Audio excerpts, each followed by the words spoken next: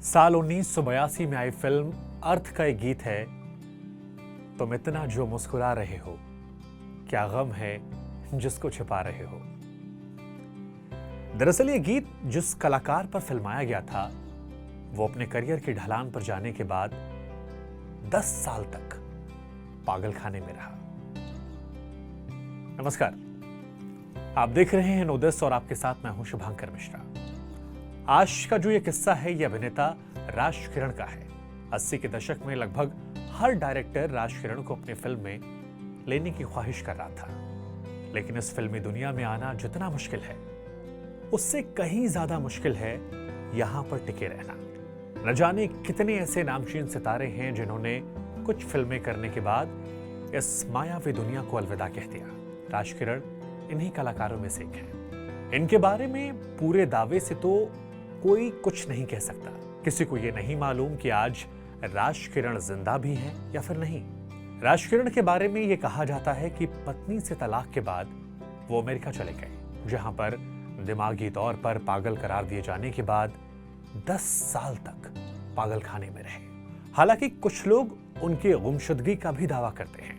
अभिनेत्री दीप्ति नवल ने उन्हें अमेरिका में टैक्सी चलाते हुए देखने का भी एक बार दावा किया था, लेकिन अब वो कहां हैं, किस हाल में हैं, जिंदा भी हैं या फिर नहीं, इस बारे में किसी को कोई भी खबर नहीं है। 19 जून साल 1949 को मुंबई में जन्मे राज किरण ने फिल्म अर्थ, कर्ज, घर हो तो ऐसी तमाम फिल्मों से खुद को इंडस्ट्री में न सिर्फ स्थापित किया बल्कि अपनी एक अलग पहचान भी बना ली। साल 1975 में आई फिल्म कागज के नाव से राज किरण ने बॉलीवुड में डेब्यू किया था। इस फिल्म में राज के साथ सारिका भी थी। ये फिल्म पसंद की गई और इस फिल्म से ही राज किरण के करियर की गाड़ी चल पड़ी।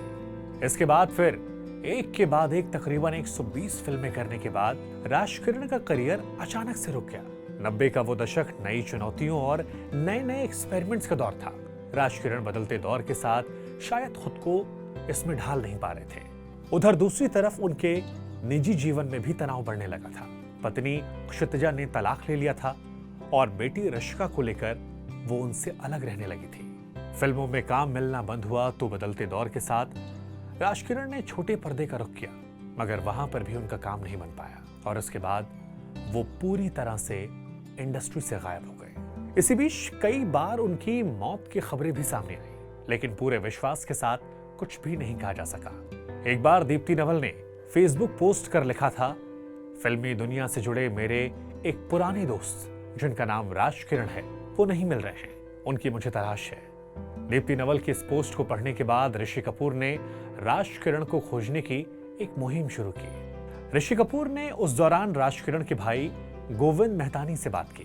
तब ये पता चला कि वो पिछले 10 साल से अमेरिका के अटलांटा के एक पागलखाने में भर्ती हैं। गोविंद ने ऋषि को बताया कि राज को उनकी पत्नी और बेटी ने धोखा दिया था और इस धोखे का सदमा वो सह नहीं पाए। इसके बाद वो डिप्रेशन में चले गए। उन्होंने अपना आपा, मानसिक संतुलन खो दिया, वो पागल हो गए। लेकिन गोविंद की इस थ्योरी को राज किरण की पत्नी और बेटी ने गलत बताते हुए कहा कि पिछले 9 साल से वो गुमशुदा हैं। पुलिस उनकी तलाश कर रही है। खैर, हम आपको बता दें कि राज किरण को आखिरी बार साल 1994 में शेखर सुमन के साथ एक टीवी शो में देखा गया था। आज राज किरण कहां हैं ये कोई नहीं जानता, लेकिन ये माया नगरी की चमचमाती दुनिया का एक काला सच है, जहां चमक खोते ही सितारा गुम हो जाता है।